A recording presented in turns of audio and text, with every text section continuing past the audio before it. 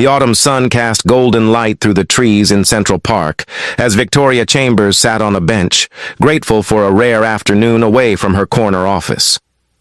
At 37, she was the CEO of Chambers Media Group, a position she had fought hard to achieve after building the company from nothing. But success had come at a price. She had no family, few friends, and an emptiness that no amount of professional achievement could fill. She was scrolling through emails on her phone when a small voice interrupted her thoughts. "Excuse me, pretty lady?" Victoria looked up to find a little girl standing in front of her, perhaps 3 years old, with blonde curls catching the sunlight. She wore a pink dress with a white cardigan and clutched a worn teddy bear to her chest. But what caught Victoria's attention, what made her breath stop completely, was the necklace the child wore. A distinctive gold locket with an intricate rose design, hanging from a delicate chain. Victoria knew that necklace. She had given it away 5 years ago under circumstances that still haunted her dreams. "Hello?" Victoria managed, her voice unsteady. "Are you here with someone?" The little girl nodded toward a young woman sitting on a nearby bench, watching them carefully but not interfering. "That's Miss Sarah. She's my nanny. But I wanted to talk to you because you look sad, and my mommy says we should try to make sad people feel better." "That's very kind of you," Victoria said, unable to take her eyes off the necklace. "What's your name?" "I'm Emma," the little girl said proudly. "I'm 3.5 years old." "What's your name?" "I'm Victoria." "That's a beautiful necklace you're wearing, Emma." Emma touched the locket with reverence. "My mommy gave it to me before she went to heaven. Daddy says it was very special to her, that it was a gift from someone important. I wear it every day so Mommy can be close to me." Victoria felt tears prick her eyes. 5 years ago, she had made the hardest decision of her life. She had given up her daughter for adoption because she was 29, building a company, and her boyfriend had left when she got pregnant. She had been terrified and alone, convinced she could not give her baby the life she deserved. The adoption had been closed, but Victoria had left one thing with her daughter, the gold rose locket that her own mother had given her, the only truly precious thing she owned. "Emma, sweetheart, where's your father?" Victoria asked, her voice trembling. "He's coming," Emma said. "He had to get my toy from the car.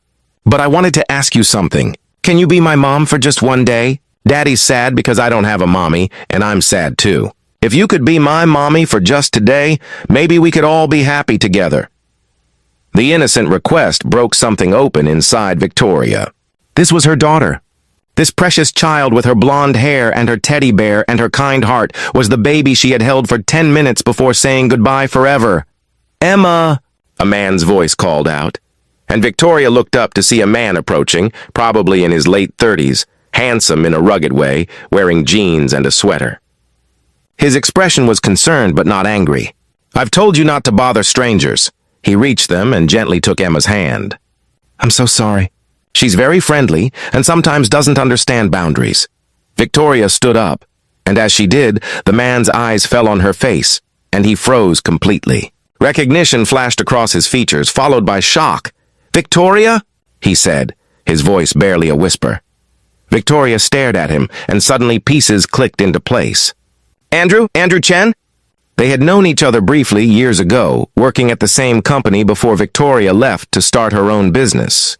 But she had not seen him since, had not known he was connected to her past. "You adopted Emma," Victoria said, and it was not a question.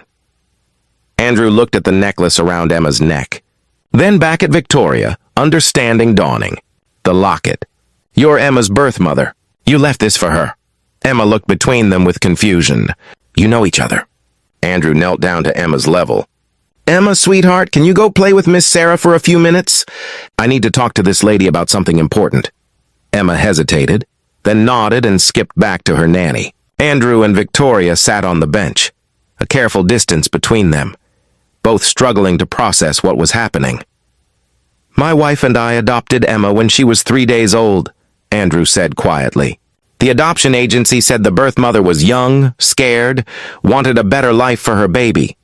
They gave us the locket with strict instructions that Emma should have it when she was old enough to understand. My wife, Rebecca, she treasured that locket. When she was diagnosed with cancer 2 years ago, one of the first things she did was put it around Emma's neck. She died 6 months later. Victoria felt tears streaming down her face. I'm so sorry. I didn't know. I never knew who adopted her, where she went, if she was happy. She's been very happy, Andrew said. Rebecca and I loved her from the moment we saw her. We gave her everything we could. But losing Rebecca was devastating.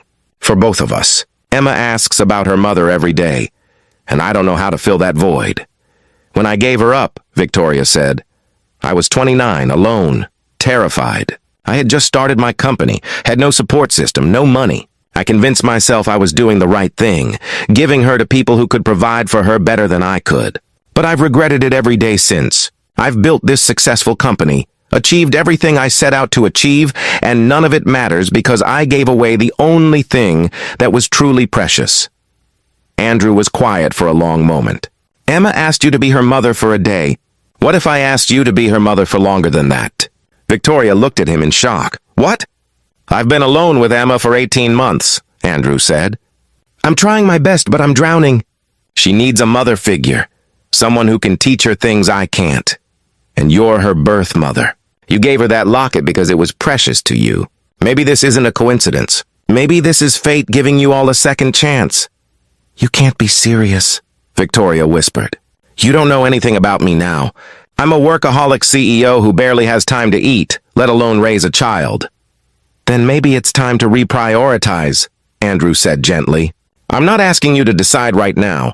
I'm asking you to consider getting to know Emma. Let her get to know you.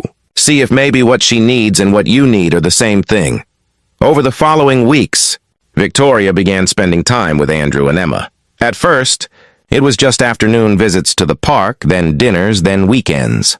Emma was drawn to Victoria with an instinct that felt like recognition, even though the child had no memory of being held by her birth mother as a newborn. Victoria learned that Emma loved stories and painting and asking endless questions about everything. Andrew learned that Victoria had spent 5 years building a media empire while grieving the daughter she thought she would never see again. That her success had been driven by the need to prove she could have given her daughter a good life if she had kept her. 6 months after that first meeting in the park, Andrew asked Victoria to move in with them, not as a romantic partner, but as Emma's mother. 3 months after that, they fell in love.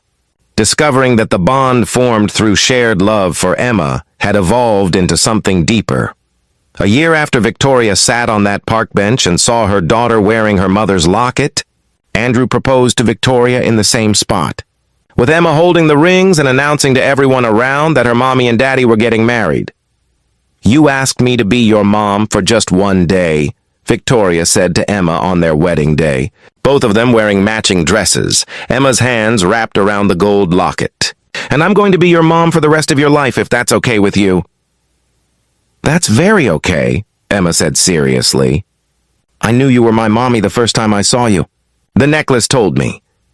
Sometimes the things we give away find their way back to us, carrying with them second chances we thought we had lost forever. And sometimes a child's simple request for one day of love opens the door to a lifetime of it, healing wounds we thought were permanent and building families from the broken pieces of our past. If this story touched your heart, please like, share, and subscribe for more tales of second chances, adoption reunions, and discovering that sometimes what we thought we lost forever was just waiting for the right moment to find its way home. Comment below and share about a time when something precious returned to you or when a chance encounter changed your life completely. Your story could give someone else hope that it's never too late for second